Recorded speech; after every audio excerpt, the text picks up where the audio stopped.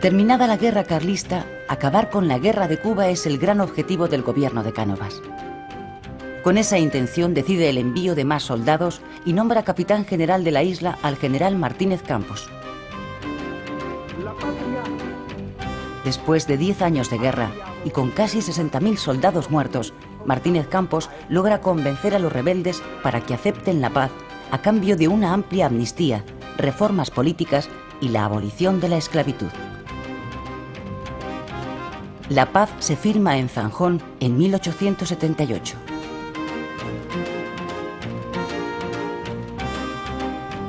El general cubano Antonio Maceo, que no acepta la paz, se va al exilio. Los independentistas pierden el primer envite, pero la semilla del nacionalismo ha prendido ya en gran parte de la sociedad cubana.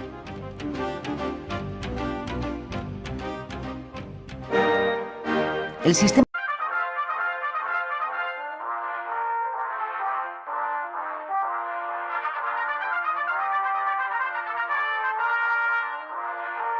¡Extra!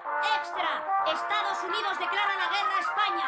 Léalo en la edición especial del Mundo. 25 de abril de 1898. El objetivo de Estados Unidos, al declarar la guerra a España, es expulsarla de Cuba y hacerse con el control de sus colonias en el Caribe y Filipinas.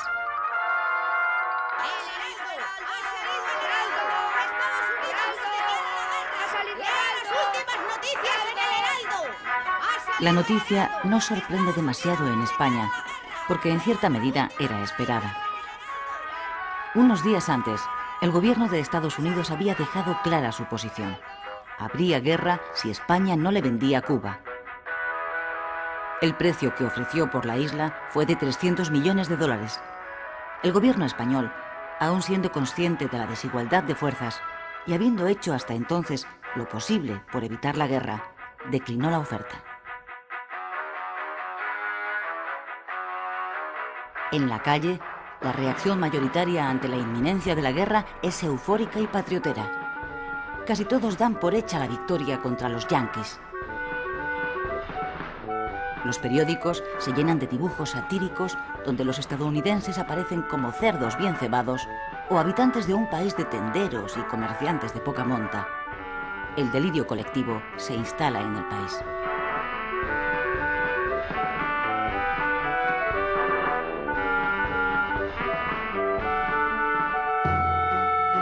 La realidad es muy diferente.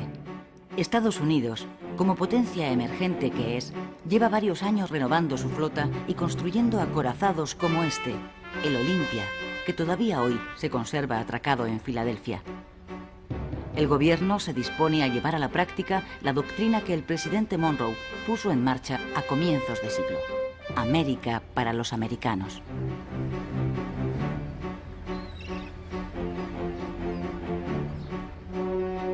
Cuba y Puerto Rico están a las puertas de Estados Unidos y al gobierno de Washington le venía molestando desde hace años atrás la presencia de una potencia extranjera cerca de sus costas. Sus intereses se vieron favorecidos a partir de 1895 con el estallido de una nueva sublevación nacionalista en Cuba.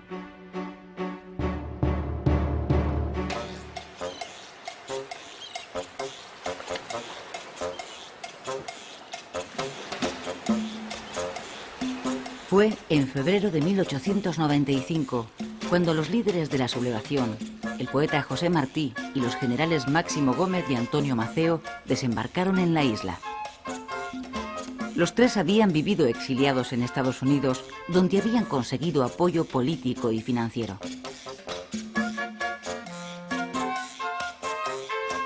José Martí, hijo de padres españoles, nacido en Cuba, es el fundador del Partido Revolucionario Cubano, que será el motor de esta nueva guerra por la independencia de Cuba.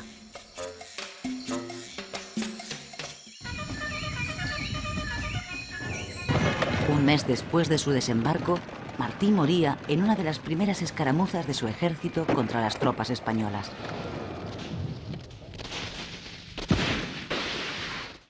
¡Candela, coño!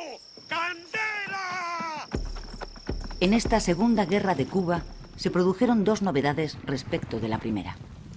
Una, que los sublevados llevaron el conflicto a la zona occidental de la isla, la más rica, y arrasaron todo lo que encontraron a su paso. Se trataba de aplicar la táctica de tierra quemada. Uno de sus generales, Antonio Maceo, lo expresaba así: aniquilar Cuba es vencer al enemigo. La segunda novedad fue que Estados Unidos, que ya había penetrado económicamente en la isla, abandonó su posición de neutralidad y apoyó abiertamente a los independentistas.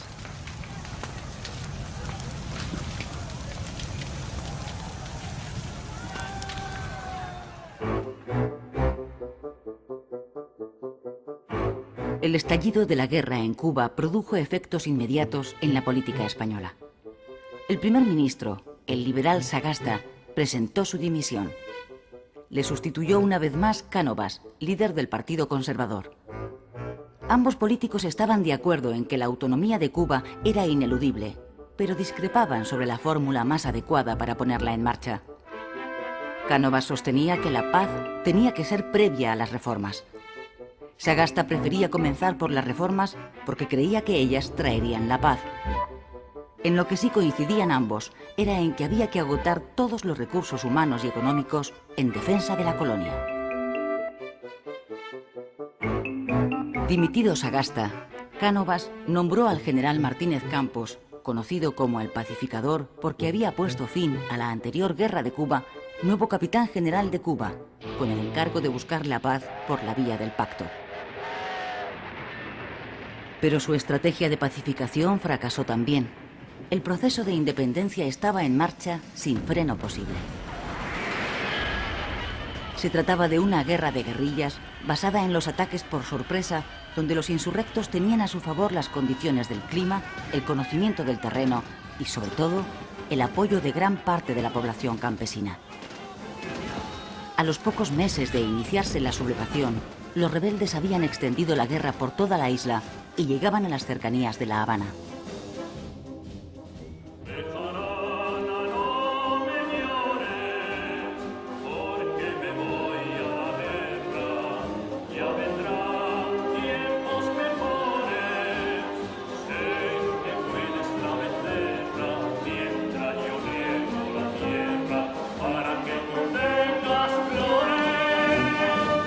Miles de soldados españoles fueron enviados a Cuba. Las despedidas se convirtieron en manifestaciones de entusiasmo en medio de un clima de euforia nacionalista. Hasta 200.000 reclutas llegarían a salir de los puertos españoles con destino a la isla. Todos ellos tenían en común su origen humilde. A la guerra solo iban los pobres, los que no podían pagar los 9 euros, 1.500 pesetas de entonces, que costaba librarse del servicio militar. 50.000 de ellos morirían en Cuba.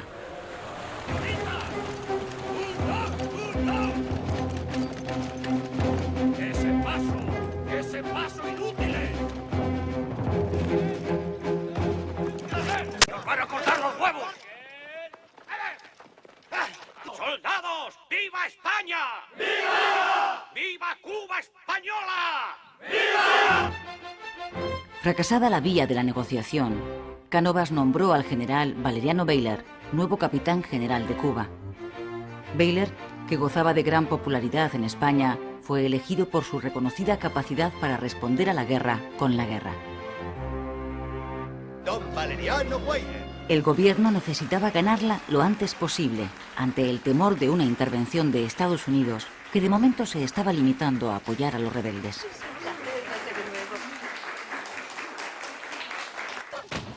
El general Bayler dio un giro radical a la estrategia mantenida hasta entonces. Con el propósito de aislar a los independentistas de su soporte social, los campesinos que les facilitan información, alimentos y apoyos, ordenó a la población rural que se concentrara en poblados controlados por las fuerzas españolas. Además, reforzó las trochas ya utilizadas en la Primera Guerra de Cuba, aunque con poco éxito.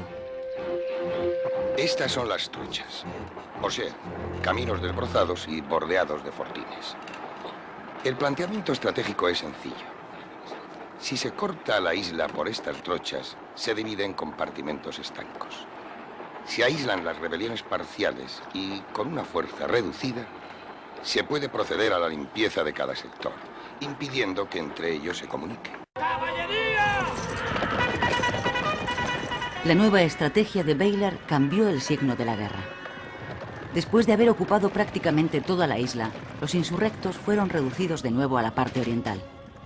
Varios de sus líderes murieron o fueron detenidos. Sin embargo, su política de concentración de la población rural, cerca de 400.000 personas, le pasó una enorme factura. La falta de alimentos y la proliferación de enfermedades causaron entre los campesinos una elevadísima mortandad.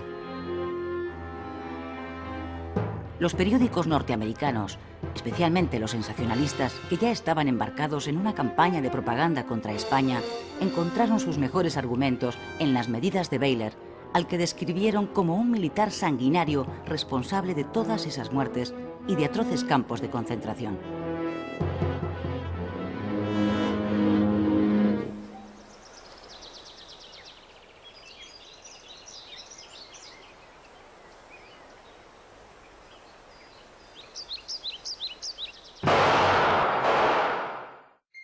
Agosto de 1897. El presidente de gobierno, Cánovas, es asesinado en el balneario de Mondragón, donde veranea. El autor es un anarquista italiano que actuó solo.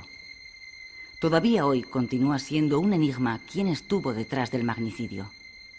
Algunas fuentes dicen que fue una venganza por la ejecución, poco tiempo antes en Montjuïc, de 5 anarquistas condenados por el atentado de la procesión del Corpus en Barcelona.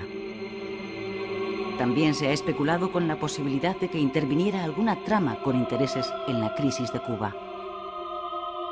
El asesinato de Cánovas produjo un vuelco en la situación política española.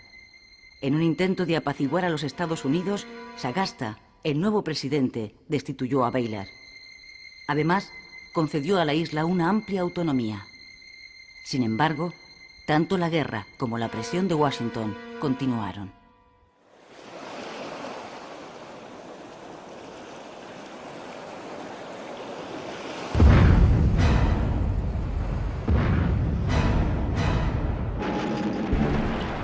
La explosión del acorazado norteamericano Maine en el puerto de La Habana, donde murieron más de 250 tripulantes, aceleró los acontecimientos.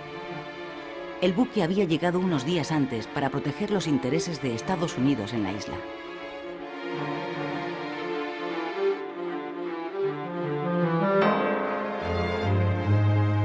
Las últimas investigaciones apuntan hoy a un accidente como causa de la explosión. Pero la reacción de la opinión pública norteamericana fue unánime. Se acusó a España de sabotaje. La prensa exigió represalias a su gobierno e incluso ofreció una recompensa a quien descubriera a los autores, por supuesto españoles, de la tragedia. A España ya le resultaba casi imposible evitar la guerra. El gobierno ordenó entonces a una parte de la escuadra española partir hacia Cuba para reforzar su protección. Otra parte la envió a Filipinas. Esta es la única imagen que conservamos de uno de nuestros acorazados, el Vizcaya.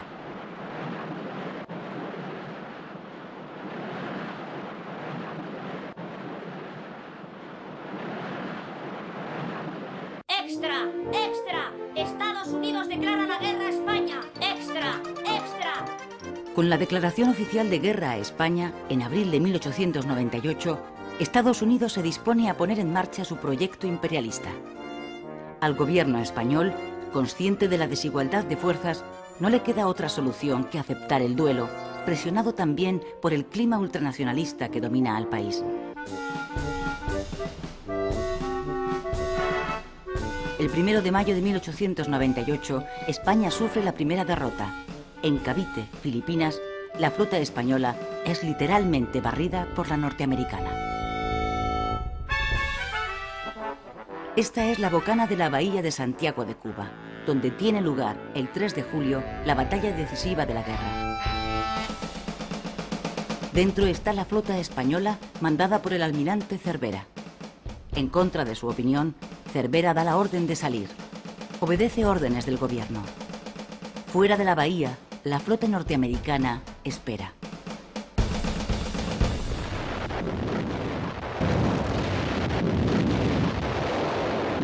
Tras 4 horas de combate, la escuadra española sufre una derrota aplastante. Sus 7 barcos son hundidos o apresados. Mueren 350 marineros españoles, norteamericanos 1.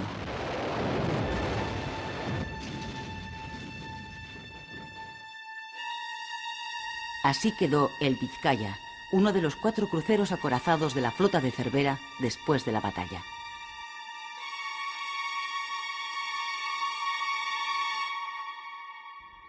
Tras la derrota, el desastre se precipita. 3 meses más tarde, en octubre de 1898, España firma en París el Tratado de Paz por el que reconoce la independencia de Cuba y además cede a los Estados Unidos, Filipinas y Puerto Rico. Es el fin del Imperio español y el comienzo del Imperio americano.